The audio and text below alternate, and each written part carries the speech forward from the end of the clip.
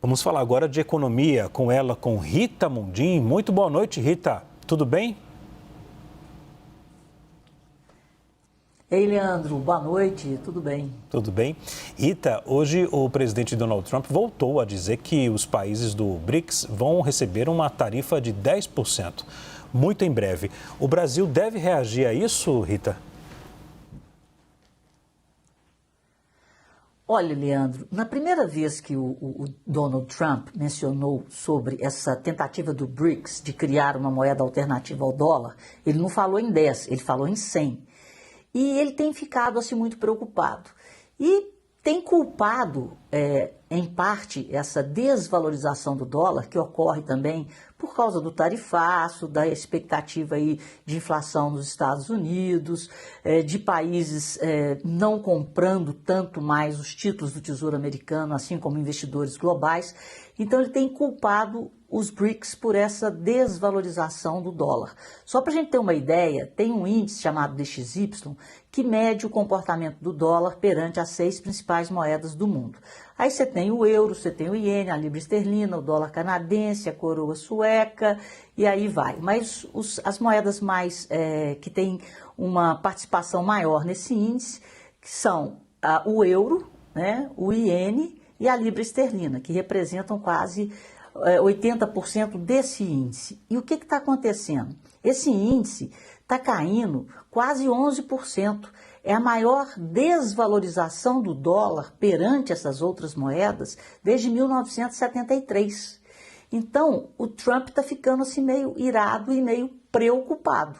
E aí a gente pode ter uma surpresa desagradável dessa tarifa de 10% subir um pouco. Tanto é que eu comentei aqui ontem que em relação àqueles países que compõem um bloco na Ásia, as tarifas foram em torno de 30 ou mais, 32, 35, 36. Então ele falou em breve, eu acho que ele está estudando o terreno.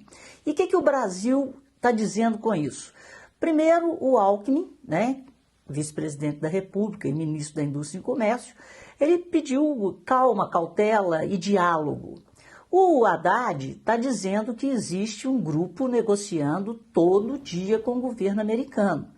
Mas o grande problema disso tudo é que o mundo está passando por uma revolução no comércio, ao mesmo tempo e também por causa disso, um novo realinhamento geopolítico. Nós estamos passando por uma nova Guerra Fria, porque existe um viés ideológico nessa formação. E existe um viés ideológico nessa preferência em adotar o dólar ou uma moeda do BRICS, que no caso, é óbvio que a China gostaria muito que fosse o yuan. Então está tudo assim muito complicado, mas esse é o grande problema. É um novo desenho geopolítico e nós vamos ter o comércio internacional sendo alvo dessa disputa de moedas para liquidar os contratos. Rita, me corrija se eu estiver errado. Lá atrás, quando o Donald Trump fez um anúncio sobre a taxação, com aquela placa grandona lá, que ficou na Casa Branca, no setor de imprensa, por sinal, lá atrás havia uma taxa de 10% ao Brasil, né? Agora, com essa afirmação dele, o Brasil pode sofrer uma taxação de 20%, Rita? Exatamente, é 10 mais 10, se ele parar nos 10, né? Porque esses 10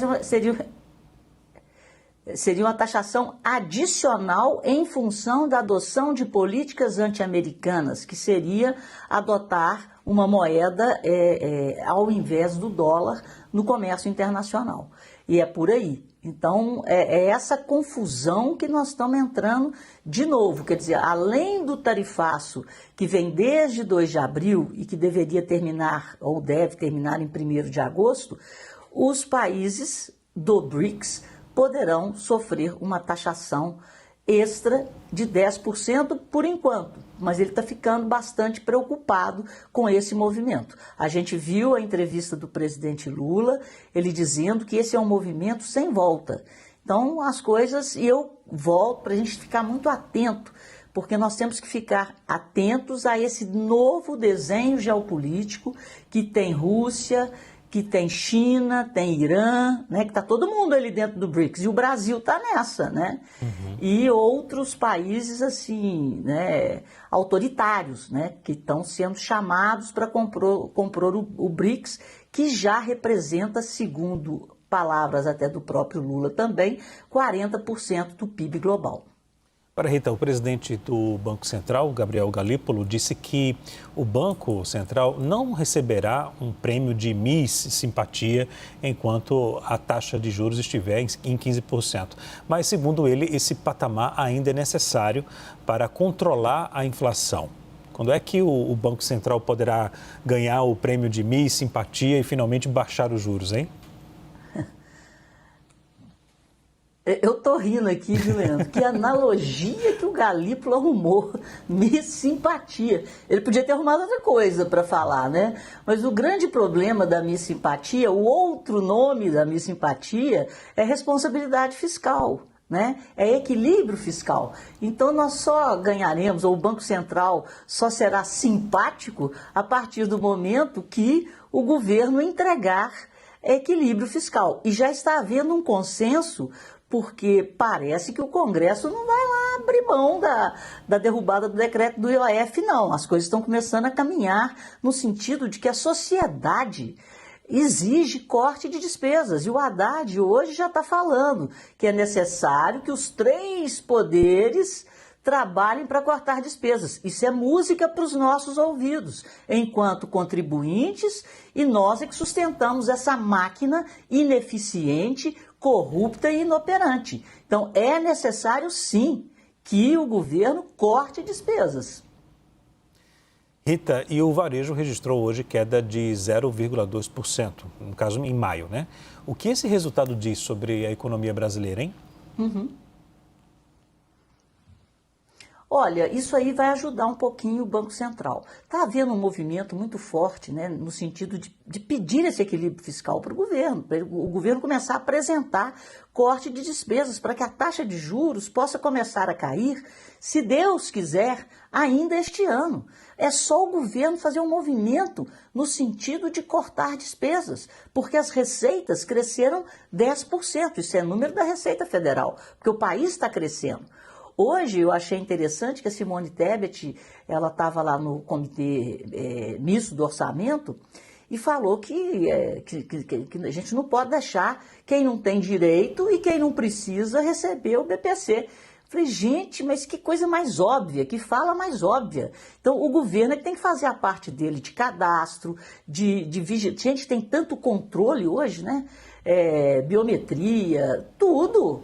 Como que esses cadastros são fraudados, como que as coisas acontecem desse jeito. Então, eu acho que a conversa é por aí. Nós temos que começar a conversar, a exigir o corte de despesas para que esses ajustes, ou seja, o varejo recuou 0,2%, mas mesmo assim em 12 meses está subindo 3%, está subindo no ano aí 2,2%, então ainda está muito forte. E esse varejo é aquele crescimento que eu falo que não é sustentável, como é o do agro.